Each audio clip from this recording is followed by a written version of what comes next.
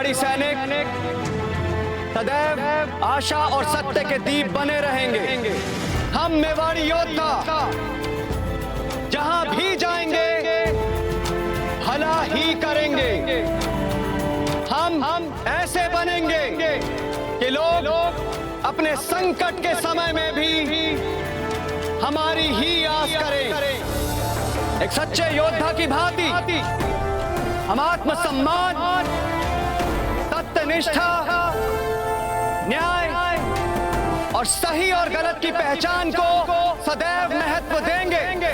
ये सभी आदर्श दिखावा नहीं अपितु हमारी जीवन शैली बनेंगे। हुकुम।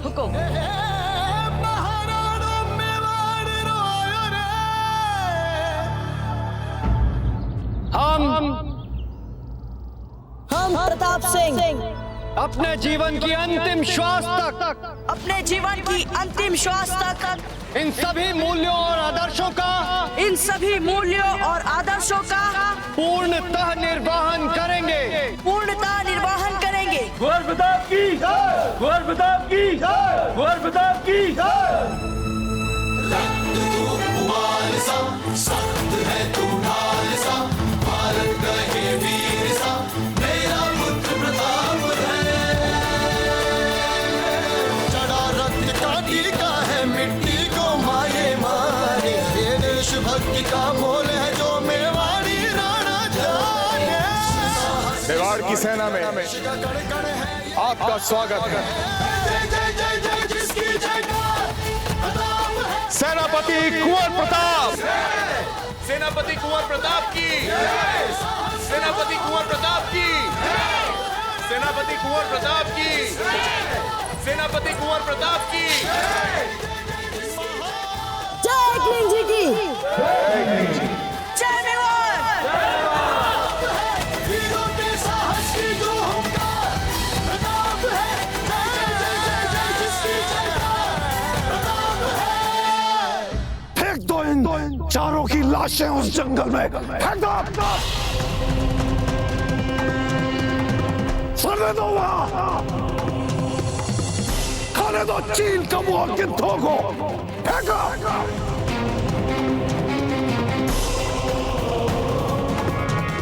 चार हथियार बंद घुड़सवार फौज के सिपाही, चार एक मासूम बच्चे के हाथों हार जाते हैं, मारे जाते हैं। कोई हक नहीं है इन्हें कायदे के साथ दफन होने का, कोई हक नहीं है। ले जाओ इन्हें, करो हमारी नजरों से दूर, ले जाओ।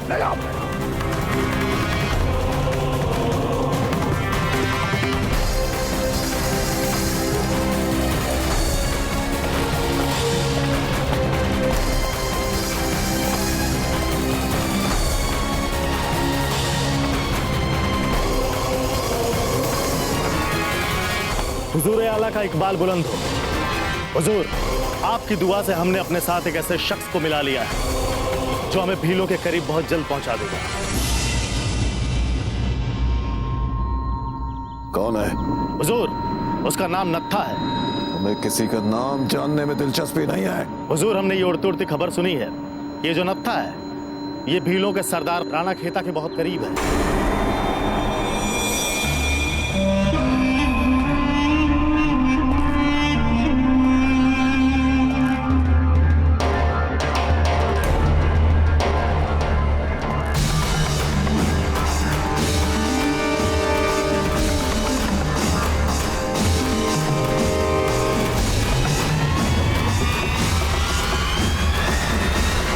बुलाओ उसे।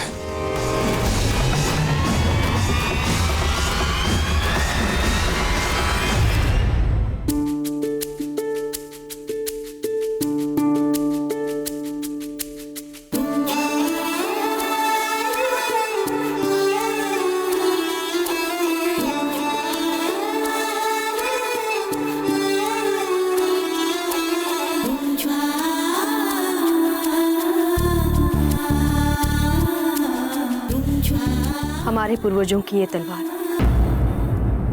भील सरदार को आप सम्मान पूर्वक भेंट कीजिए। बापा रावल की ये तलवार उन्हें हमारे साथ मैत्रीपूर्ण संबंधों की प्रेरणा देगी।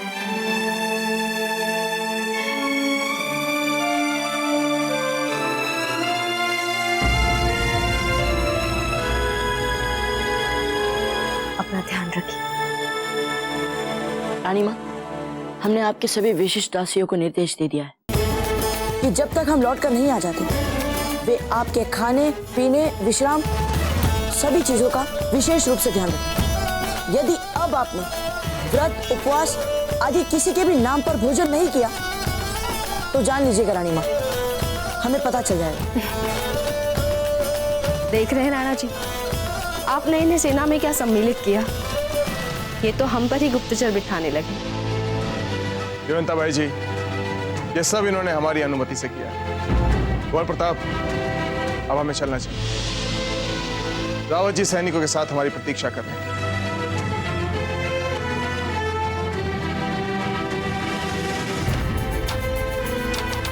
चलते हैं मंजली माँ, चलते हैं छोटी माँ।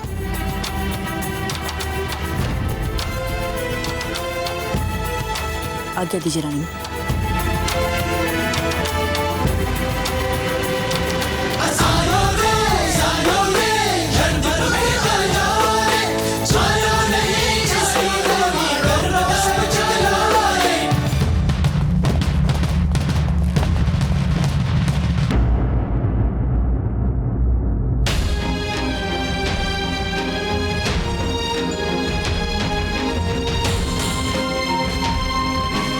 ये लीजिए जयवंता बाई जी, संदेश, किंतु ये आप हमारे जाने के बाद पढ़िएगा। चलते हैं।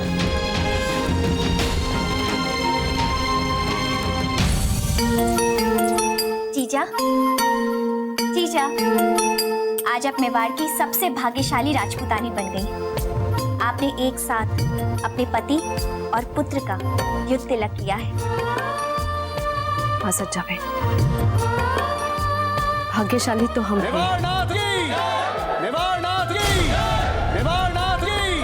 कुंवर प्रताप की, कुंवर प्रताप की, कुंवर प्रताप की, कुंवर प्रताप की।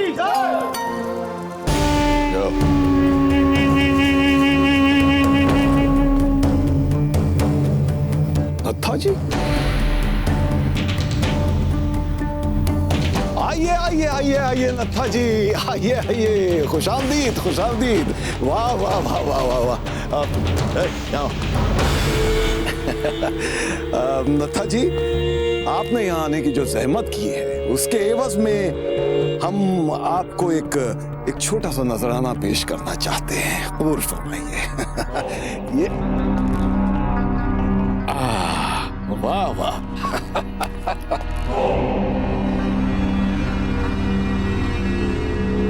हम भील हैं बहराम खान जी, हमें इतनी सरलता से कोई नहीं खरीद सकता। अरे कमाल है, आसानी से कहा नत्था जी, आसानी से कहा।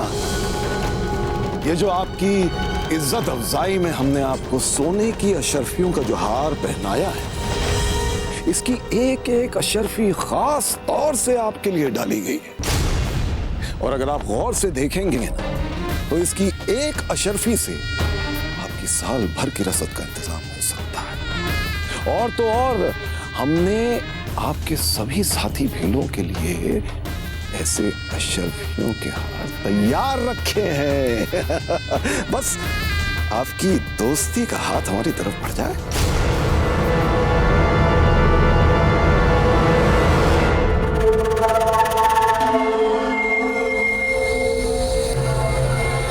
ठीक है बहराम खान जी, मैं आपको अपने सरदार से मिलवा देता हूँ, लेकिन आप जो चाहते हैं वो सरदार देगा ही, मैं ऐसा कोई वचन नहीं दे सकता। अरे नत्था जी, आप दोस्ती का मौका तो दिलवाइए, आगे अल्लाह मालिक है।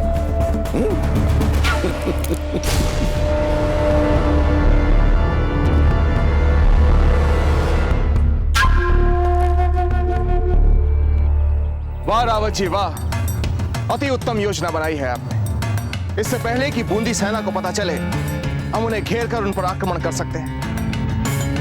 बहुत अच्छे। इससे इस युद्ध में हमारी स्थिति उनसे अच्छी रहेगी। किंतु राणा जी, हमारी इस योजना में एक समस्या है। कैसी समस्या रावत जी? फौजीराज, समस्या ये है कि इस योजना के अनुसार बूंदी को चारों ओर से घेरने के लिए पर्याप्त सैन्य बल नहीं है हमारे पास, क्योंकि हमारा आधा सैन्य बल आपके साथ भीलों की ओर चला जाएगा। तो ठीक है रावत जी, हम कोई दूसरी योजना बनाते हैं। दूसरी योजना क्यों दाजीराज? ये योजना ठीक तो है।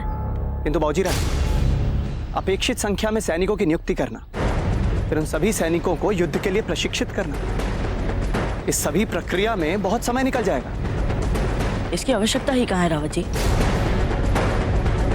आप कहना क्या चाहते हैं कुंवर प्रताप? हम ठीक कह रहे हैं दाजीराज। भीलों के पास जाने के लिए हमें सैनिकों की आवश्यकता नहीं है।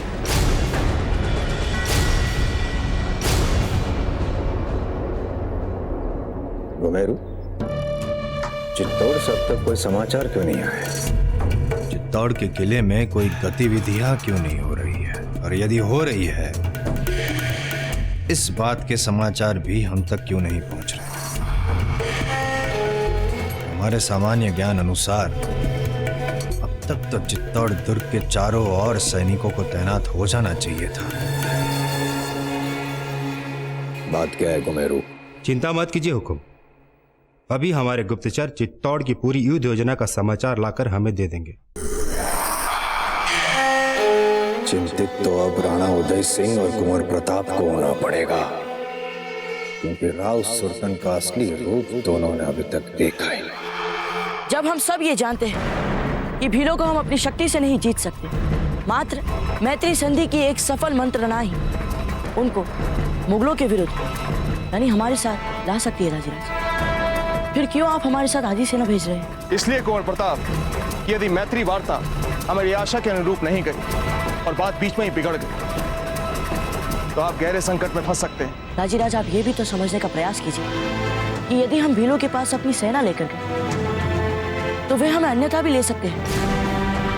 क्या पता फिर वे हमारे उद्देश्य को ही अपने विरुद्ध समझ ले, यानी कि मैत्री वार्ता आरंभ होने से पहले ही युद्ध छिड़ जाएगा उनके साथ।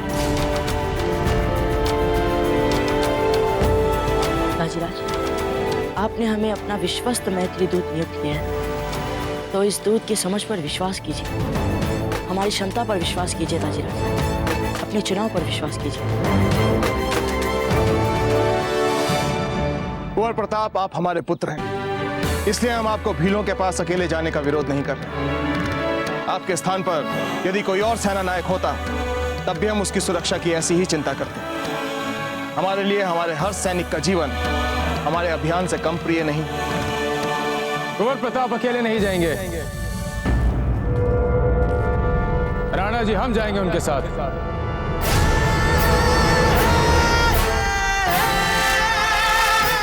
गुरु, हम आगे नहीं राणा जी। जय एकलिंग जी। आइए आचार्य जी।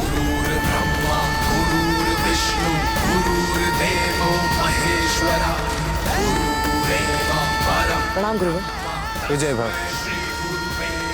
राणा जी, कुंवर प्रताप उचित कह रहे हैं, आप अपना पूरा ध्यान बूंदी पर आक्रमण के लिए लगाएं और इन भीलों को आप हमारे भरोसे छोड़ दीजिए।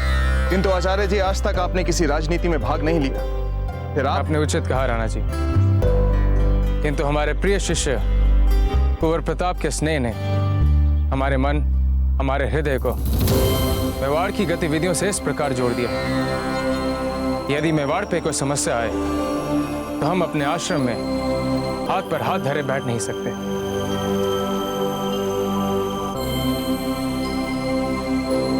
ठीक है आचार्य जी, जैसा आप गुरु शिष्य उचित समझे, हमें कोई आपत्ति नहीं। क्यों रावत जी?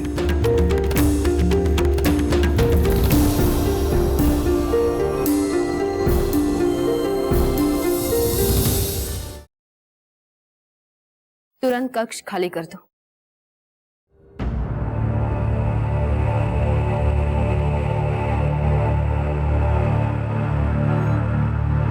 जयवंताबाई जी, आप ही मेवाड़ की पाटवी महारानी हैं, इसलिए आप पर पूरा विश्वास करके हम एक बहुत ही गुप्त और संकट भरा उत्तरदायित्व आपके ऊपर सौंप रहे हैं। आपके साथ इस संदेश से हम अपनी वो गुप्त सूचना बांट रहे हैं जो आपके अतिरिक्त हमने किसी और के साथ नहीं बांटी। जयवंता बाई जी, हम एक बहुत ही कठिन युद्ध लड़ने जा रहे हैं। एक ऐसा युद्ध जिसमें हमारे सामने दो शत्रु, बूंदी भी और मुगल। इन दोनों शत्रुओं की सेनाओं के सामने मेवाड़ के पास जो सेना है वो अपर्याप्त है। फिर भी हम अपनी पूरी क्षमता के साथ युद्ध लड़ेंगे। संभव है युद्ध का निर्णय हमारे प्रतिकूल जाए। संभव है आपके हमारे बीच ये अंतिम संवाद।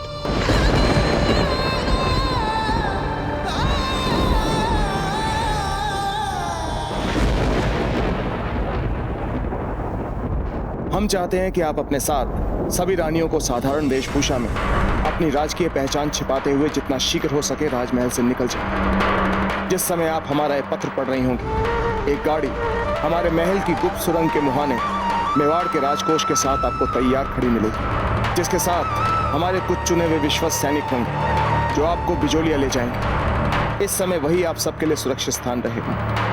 आपको तो पता ही, बिजोलिया में राव ममरख हैं जो मेवाड़ के सामंत हैं। जब तक मेवाड़ का बूंदी और मुगलों के साथ तनाव समाप्त नहीं हो जाता, हमारी सभी रानियां आपके साथ बिजोलिया में ही रहेंगी। हमारा निवेदन है कि इस संकट काल में आप सब जितना हो सके छिपकर ऐसे रहें कि किसी को आपके वहां होने का आभास ना हो। राणा उदय सिंह।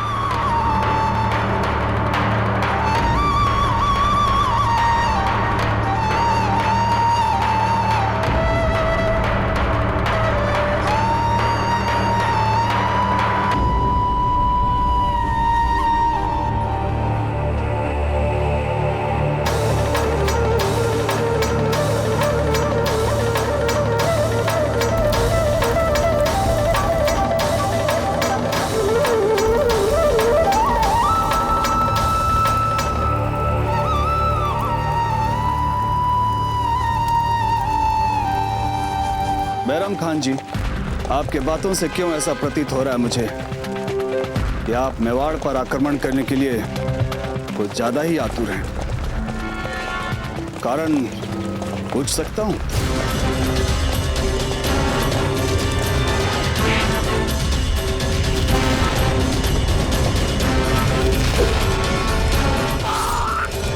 मेवाड़ के साथ हमारे कुछ ऐसे हिसाब बाकी हैं जिन्हें जब तक हम पूरा नहीं करेंगे हमारी रूह को सुकून नहीं मिलेगा।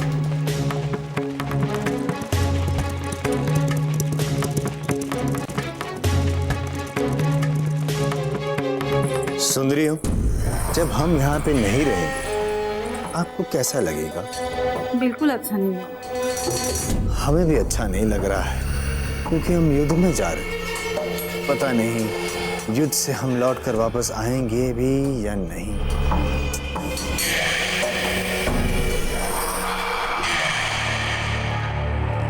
हुकुम, हमारे गुप्तचरों ने अभी अभी समाचार दिए हैं कि हम चित्तौड़ पहुंचे उससे पहले ही उदय सिंह बूंदी को चारों तरफ से घेरने की योजना बना रहे हैं।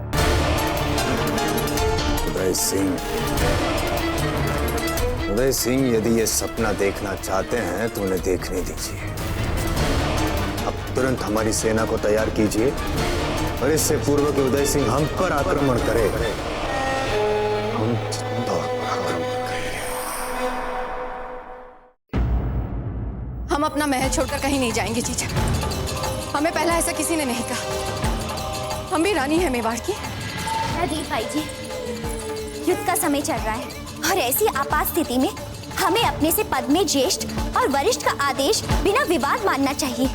और वैसे भी जीजा मेवाड़ की 5वीं महारानी है, उनका आदेश तो महल में सबको मानना पड़ेगा।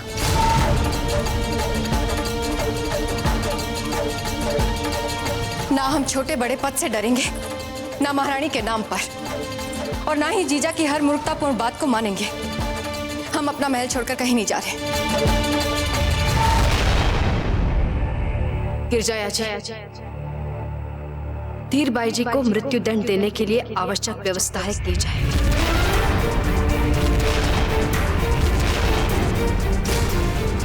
क्या कहा आपने? सुना सज्जा जीजा, क्या कहा इन्होंने? आप ऐसा नहीं कर सकती हैं जीजा। हम ऐसा ही करेंगे क्योंकि राज आज्ञा की अवहेलना राजद्रोह माना जाता है। आपका इस समय हमारी बात ना मानना राजद्रोह की श्रेणी में आता है, जिसके लिए दंड मृत्युदंड ही है।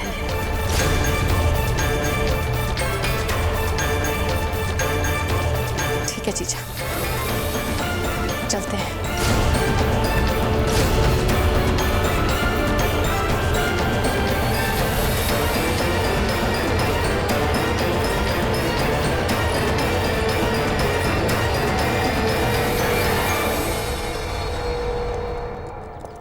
कुंवर प्रताप, हमें विश्वास है कि आपको इस बात का आभास होगा कि जो हम करने जा रहे हैं उसका विपरीत प्रतिफल भी हो सकता है।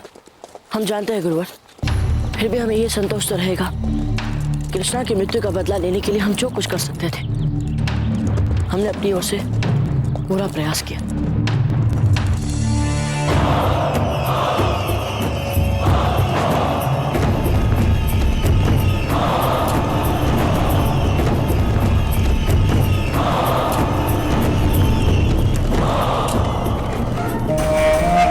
सुभान अल्लाह, लगता है हम लोग मेवाड़ हासिल करने से पहले की अपनी आखिरी मंजिल तक पहुंच चुके हैं नाथा जी। सावधान रहना होगा कुंवर प्रताप, यहां से भीलों का क्षेत्र आरंभ होता है। जी गुरुवर।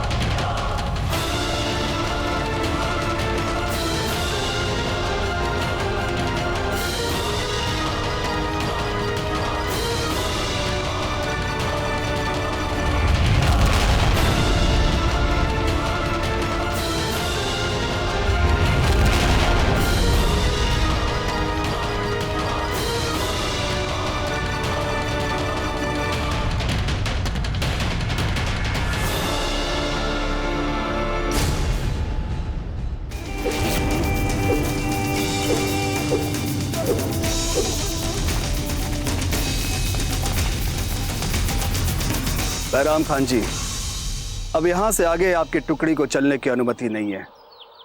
यदि आप चाहें तो अपने टुकड़ी से सिर्फ एक व्यक्ति को अपने साथ ले जा सकते हैं। चलिए।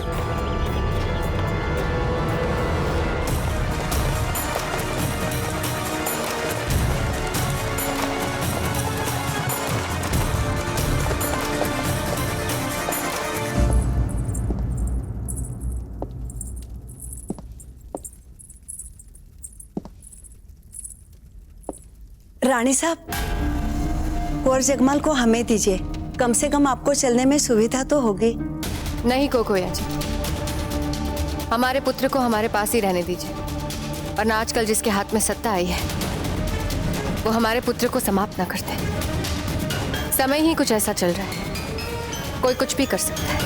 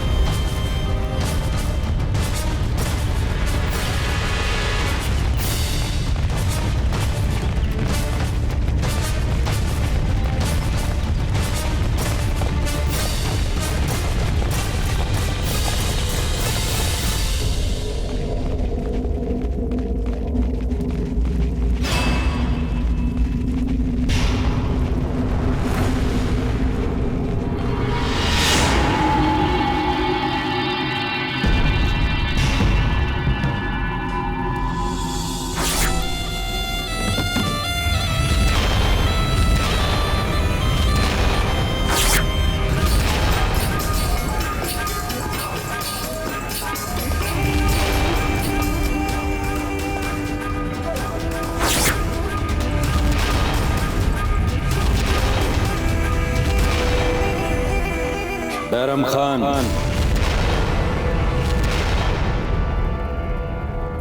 कुंवर प्रताप, आप दोनों का हमारे जंगल में स्वागत है।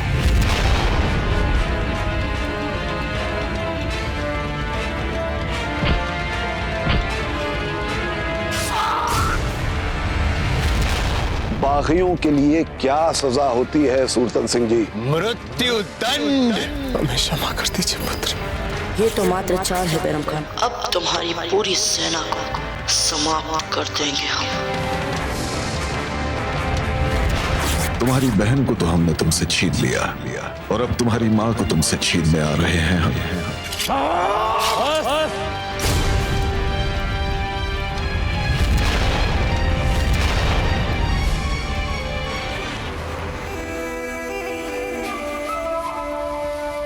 जब हमारे जंगल में बाहर से लोग आते हैं तो उन्हें न केवल अपने हथियार छोड़ने पड़ते हैं, उनको अपनी व्यक्तिगत शत्रुता और मित्रता हमारे भरोसे छोड़नी पड़ती है।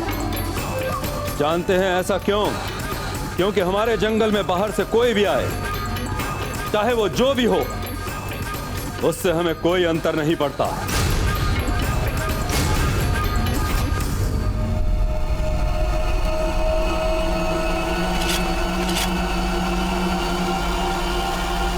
इससे पहले कि हम काम की बात में लग जाएं, हम आपका स्वागत सत्कार करना चाहते हैं। हम भील भी अपने अतिथि का सम्मान करना जानते हैं। आइए।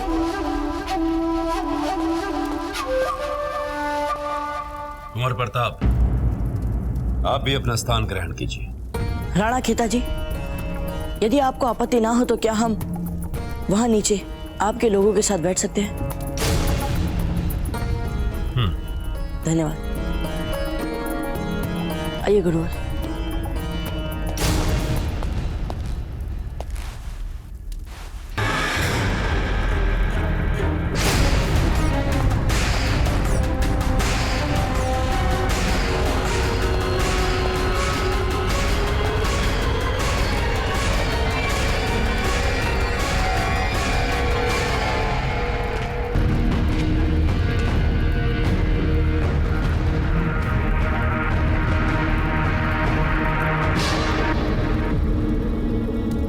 ये किस चीज से बनी है?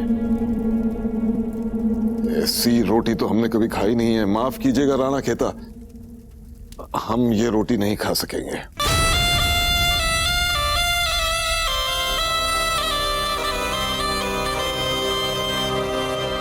आओ कुंवर प्रताप, ये हमारे जंगल के घास की बनाई हुई रोटी है। आओ। कुंवर प्रताप को तो ये बहुत पसंद है। अनेकों बार इन्होंने गुरुकुल में विशेष रूप से रोटी अपने लिए बनवाई है ना प्रताप? हाँ।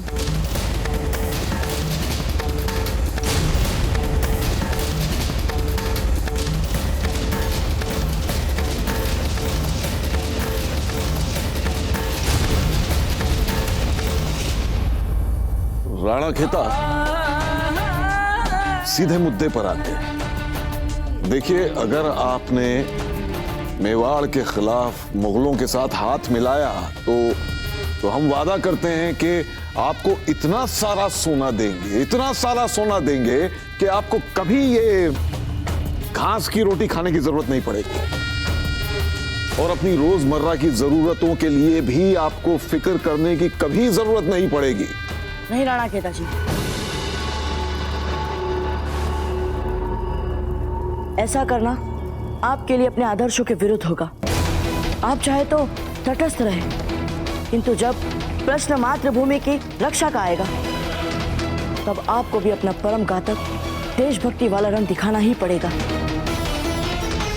ये लोग पहले मित्रता के नाम पर अपना हाथ बढ़ाएंगे, किंतु यहाँ जम जाने के बाद ये हमें अपने अनुसार जीने के रंग ढंग सिखाना आरंभ कर देंगे।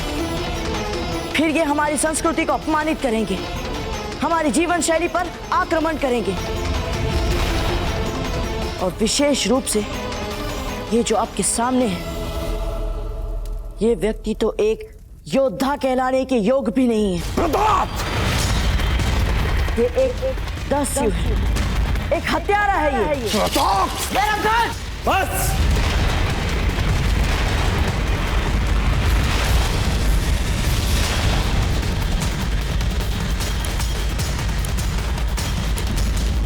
अब अगर तुम दोनों में से किसी ने एक कदम भी आगे बढ़ाया तो टांगे काट दूंगा तुम्हारी।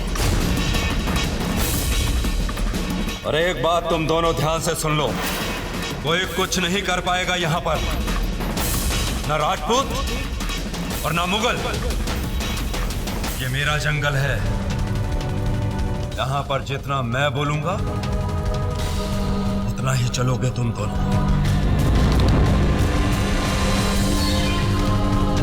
अपनी अपनी तलवारें अपनी मयान में डालो, डालो।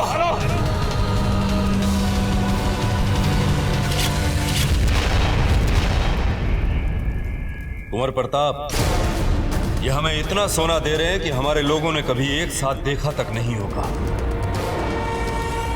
और तुम क्या दे रहे हो? मतलब भाषण के अतिरिक्त अभी अभी जो तुमने हमारे सामने झाड़ा है। तुम छोटे हो अभी उम्र में, पर इतना तो समझते होगे कि तुम्हारे वंश ने कभी हमें अपना नहीं समझा, हमेशा बाहर वाला समझा है, हमारा तिरस्कार किया है। हमारी बार बार चेतावनी देने के बाद भी हमारी सीमाओं में प्रवेश किया है। सच कहूं तो तुम हमारे किसी काम के नहीं हो।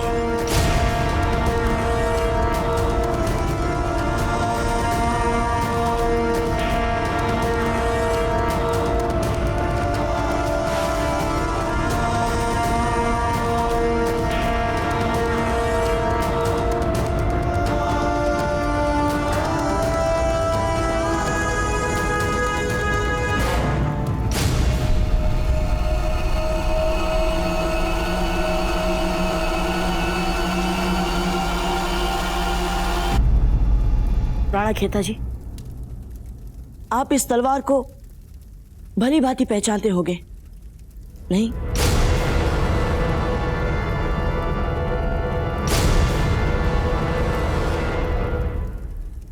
बप्पा रावल की तलवार?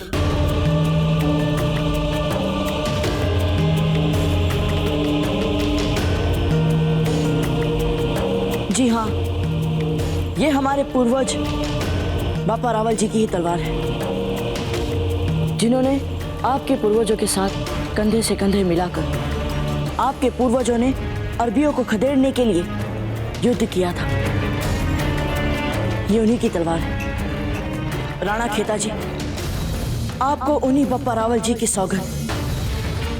आप इन मुगलों से हाथ मत मिलाइए।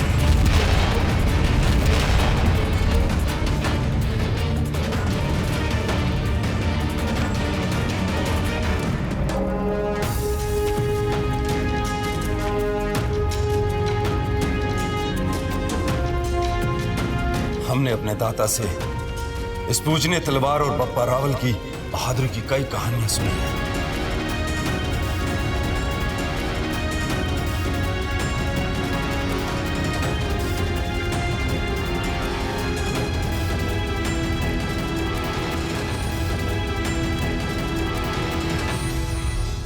ये क्या कर रहे हैं आप राणा खेता?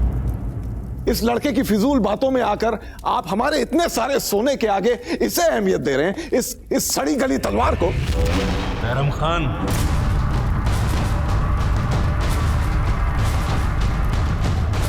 इस पूजनीय तलवार के लिए जो अपशब्द तुमने कहे हैं, इससे पता चलता है कि तुम मुगल सचमुच हृदयहीन और बर्बर हो। हम अवश्य जानते थे राणा खेता जी, आप हमारा ही साथ देंगे। हम आपके बहुत आभारी हैं।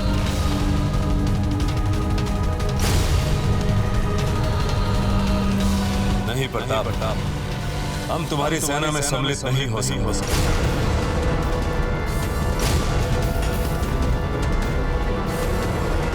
इस तलवार के प्रति हमारे मन में कितना भी सम्मान क्यों ना हो, परंतु वर्तमान परिस्थिति की सच्चाई हम झुठला नहीं सकते। इसका मतलब है राणा खेता कि आप हमारी फौज का साथ दे रहे हैं, है ना? नहीं बैरम खान, हम तुम्हारा साथ देकर इस पूजनीय तलवार का अपमान नहीं कर सकते, परंतु हमारे जंगल से तुम जहां भी जाना चाहो हम तुम्हें रोकेंगे नहीं।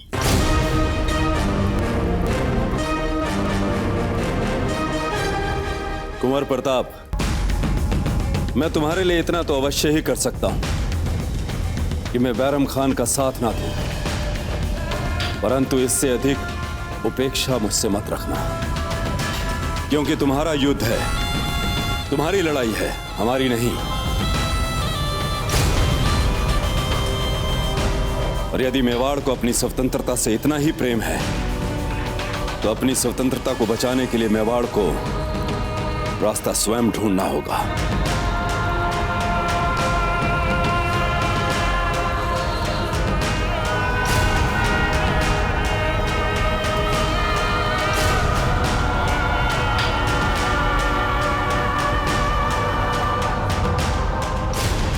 हमारे वीर सैनिकों, एक बात समझनी है आप सबको। जी हुकुम। ये बात हम समझाएं या आप समझ जाएंगे? हम समझाएंगे। आपको हर समय हमें घेर के रखना होगा, समझ गए? और एक बात, हम राजा हैं आपके, ये बात मत भूलिएगा। और ये भी मत भूलिएगा कि आपका प्रथम कर्तव्य है कि आप हर समय हमारी सुरक्षा प्रथम करें। यदि युद्ध में परिस्थिति कठिन हो जाए एवं विपरीत हो जाए और यदि हम आपको आदेश दे कि पीछे हट कीजिए तो आप क्या करेंगे? हाँ, परंतु उससे पूर्व क्या करेंगे आप? उससे पूर्व आप हमें सुरक्षित घेरे में लेकर हमें बूंदी तक पहुंचाएंगे, समझ गए? हमारी सेना वीर है, समझदार है, बिल्कुल भयभीत नहीं होना है आप सबको। और हमें सबको मिलकर मेवाड़ पे आक्रमण करना है और जीतना है ये युद्ध, समझ गए? महाराज राव सुरतन जी की, महाराज राव सुरतन जी की, महाराज राव सुरतन जी की, महाराज राव सुरतन जी की। राणा जी, हमें ऐसा लगता है कि राव सुरतन की सेना में इन मुगल सैनिकों की टुकड़ी भी अवश्य होगी। तो फिर उनको भी हमारे जुझारू सैनिकों की तलवारों से कटने के लिए तैयार रहना होगा रावत जी। जी राणा जी। महाराणा उदय सिंह की, महाराणा उदय सिंह की।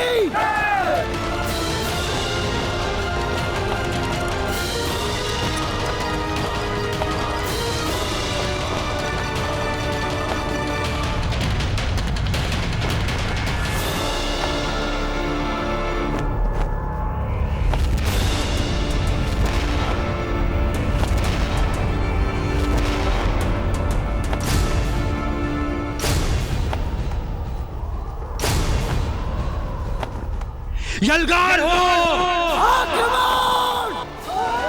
रुक जाओ! रुको रुको रुको! कोई आगे नहीं बढ़ेगा।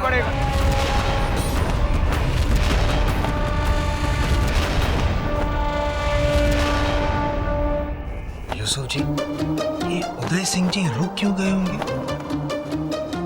क्या चल रहा होगा उदय सिंह जी के मस्तिष्क में?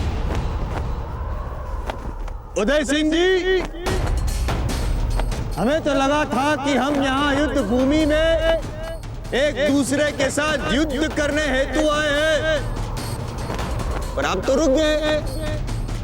क्या मंशा है आपकी? हमारे साथ मिलकर आप प्रीति भोज करना चाहते हैं? राणा जी, आपके इस निर्देश से हम भी आश्चर्यचकित हैं। राव सुरतन सिंह, इससे पहले कि मेवाड़ और बूंदी के इस युद्ध में हम दोनों के सैनिक आपस में रक्त की होली खेले, हम तुमसे अंतिम बार बात करना चाहते हैं। मात्र तुम और हम।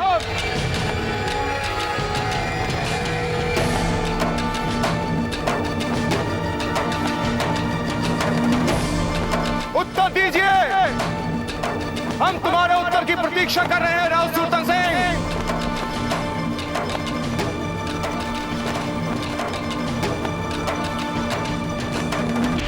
बातचीत, वो भी युद्ध भूमि के बीच में अकेले? क्या पता सबके सामने हमें उठा के पटक दिया तो हम नहीं आएंगे। बूंदी के साथ इस युद्ध से पहले हम अंतिम बार कूटनैतिक प्रयास करना चाहते हैं रावत जी। मुगलों की बातों में आकर बूंदी और मेवाड़ के बीच ये युद्ध राजपुताने के लिए शुभ नहीं है। किंतु राणा जी, ये राव सूरतन इस योग्य नहीं है कि इसे समझाया जाए। देशद्रोही है ये। राणा जी, एक और आप इस समस्त राजपुताने को एकत्रित करने के लिए प्रयासरत हैं, संघर्ष कर रहे हैं। और वहीं दूसरी ओर ये राव सूरतन, इसने अपनी समस्त सेना की कमान बैरम खान के विश्वस्त मुगल सेनापति यूसुफ खान के हाथ में दे रखी है।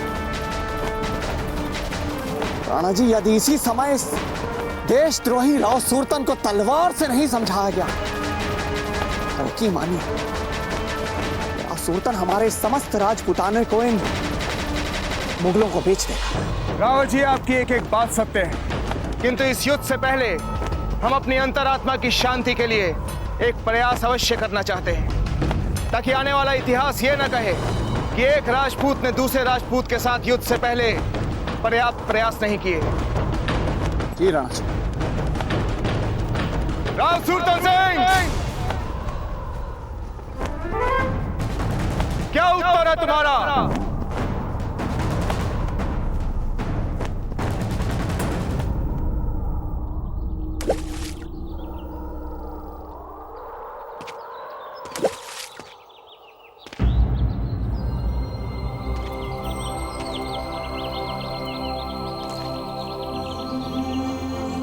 यदि भीलों ने अपने जंगल में से मुगलों को निकलने दिया तो कुछ ही दिनों में पूरी की पूरी मुगल सेना चित्तौड़ के मुख्य द्वार पर होगी। उसके पश्चात चाहे हम जितना भी प्रयास क्यों ना कर लें, कुछ नहीं कर पाएंगे, क्योंकि 40 सहस्त्र सैनिकों से सुसज्जित मुगल सेना, उसके सामने हमारी मुट्ठी भर मेवाड़ी सेना कुछ नहीं कर पाएगी।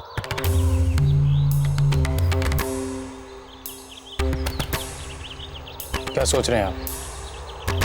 याद है गुरुवर,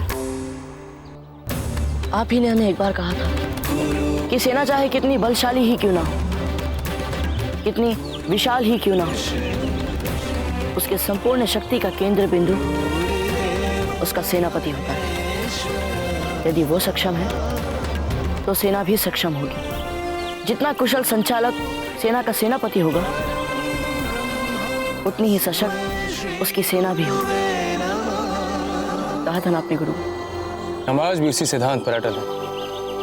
हम मुगल सेना को शक्तिशाली मानते हैं, इसलिए नहीं कि उसके पास 40 सहस्त्र सैनिक हैं, अपितु इसलिए कि उसका सेनापति बैरम खान, जो इस समय का सर्वश्रेष्ठ योद्धा, सर्वश्रेष्ठ युद्ध संचालक है।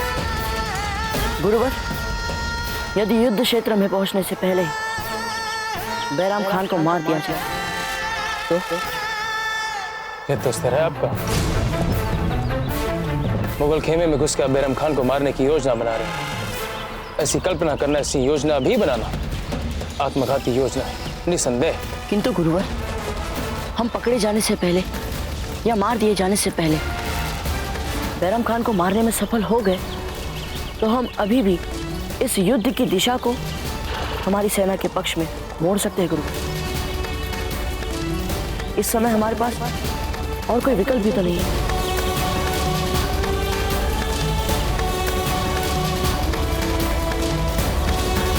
ऐसे और भी मजेदार वीडियो के लिए हमारे चैनल को लाइक, शेयर और सब्सक्राइब करें।